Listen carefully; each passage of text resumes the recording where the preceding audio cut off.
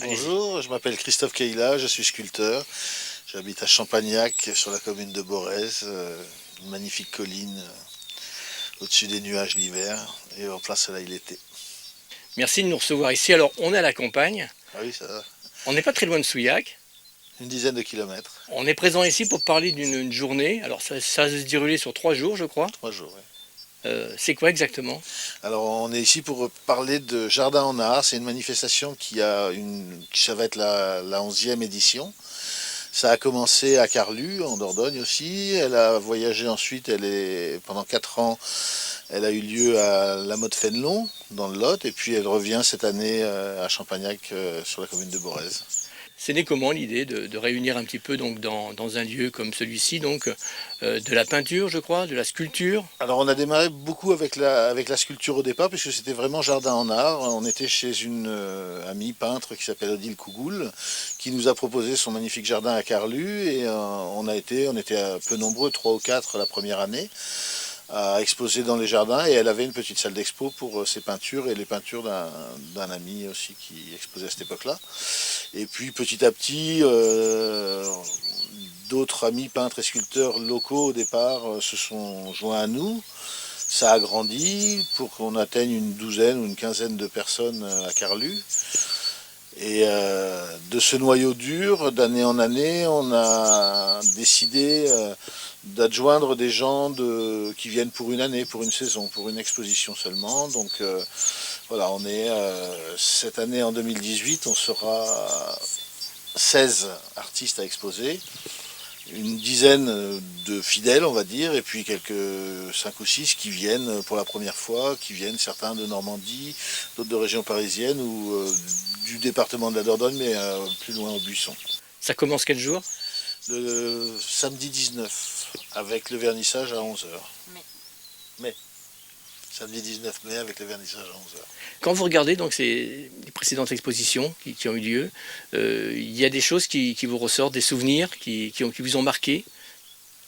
Des souvenirs marquants, alors c'était parfois lié au climat, puisque au tout début, quand on était à Carlu, il n'y avait pas de salle, et donc les peintres exposaient à l'extérieur, sur les murs des bâtiments en pierre, et ça nous est arrivé parfois de courir quand la pluie s'annonçait pour couvrir les œuvres.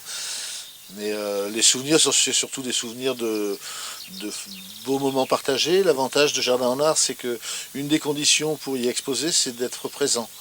Donc tous les artistes sont là sur les 3 jours. Bon, ils peuvent être absents à un moment ou à un autre, mais globalement, tous les artistes sont là.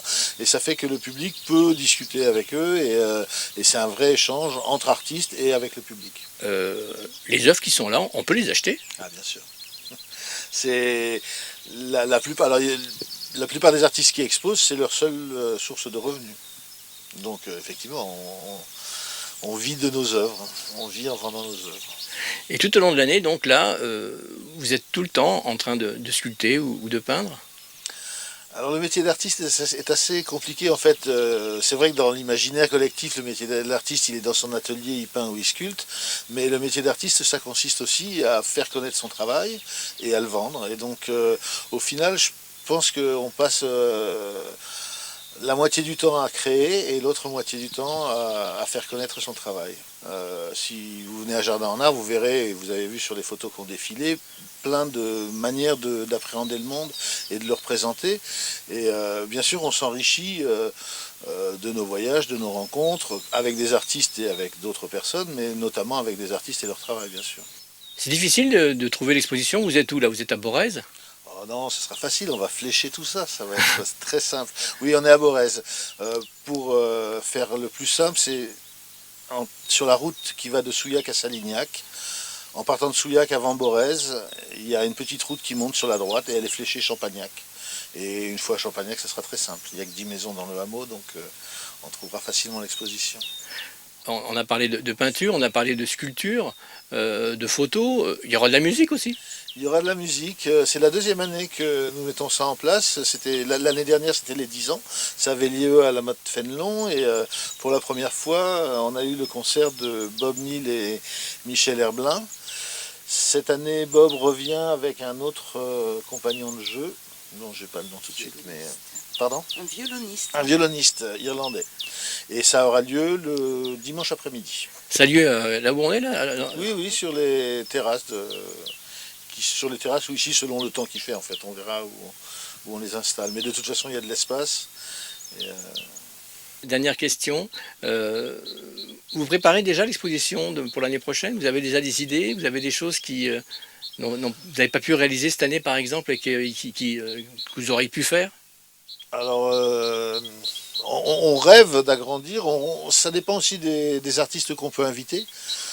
C'est vrai que si on arrivait à avoir des sculptures un peu monumentales, le terrain s'y prête, ça serait intéressant. Oui. Ah, c'est un souhait alors. Voilà. Bien écoutez, on vous remercie beaucoup. Merci à vous. Et puis comme on dit, bienvenue au cinéma alors. Merci. Et bienvenue à Champagnac. Merci beaucoup.